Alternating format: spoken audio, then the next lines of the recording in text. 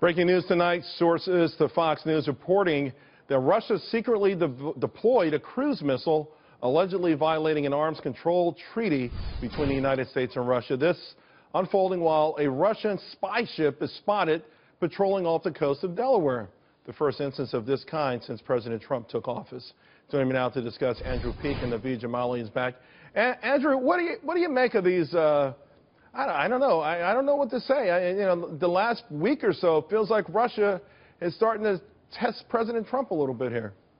No, very much. And you know what? This is a message not just for the administration, but to our Western European allies, who are the ones that are specifically threatened by the intermediate range ballistic missile deployment. And what Russia is counting on the United States to do is absolutely nothing. And they're going to take that nothing from the White House, and they're going to show all of the capitals of NATO and the Eastern European states, particularly the states that are thinking about joining NATO, like Finland and Sweden, and say, hey, look, America's not interested in defending you. Only Russia is the only game in town. So I think it's a top security concern for the United States. You know, Naveed, today Sean Spicer talked about ultimately President Trump hoping that he'll be able to persuade Russia to pull back, perhaps even giving up on Crimea. Maybe a long shot, but certainly the way Russia is starting this out, it seems odd because he has certainly given them the benefit of the doubt.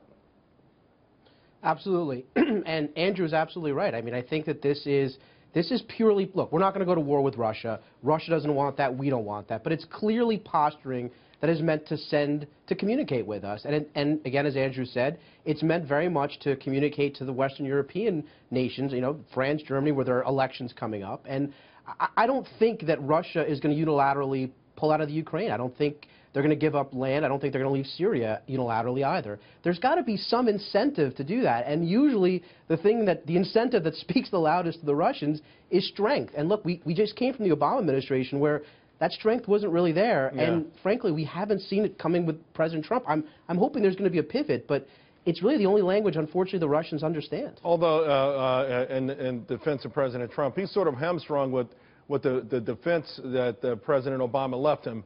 The decrepit state of our military, the hardware, the morale, the small force, the military force, and so on.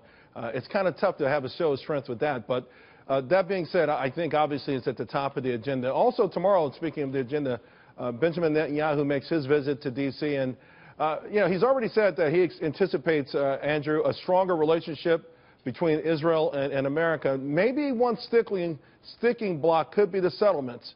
It surprised some that recently President Trump has hinted that he's sort of against the expansion of some of those settlements.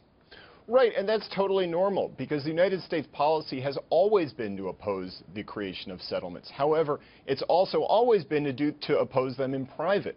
I mean, what was so shattering about the resolution the Obama administration supported condemning the settlements was that it was at the UN and not in bilateral meetings with Netanyahu.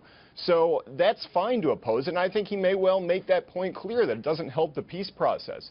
But saying that to anybody else is something that I think you'll never see Donald Trump do. Naveed, you just talked about Russia and Syria. Of course, there's Iran, which is now in a de facto race to get a nuclear weapon.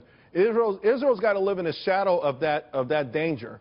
An emboldened Iran that exports terrorism already on the level unmatched around the world, eventually also having nukes. How do you think how much will that be part of the conversation tomorrow?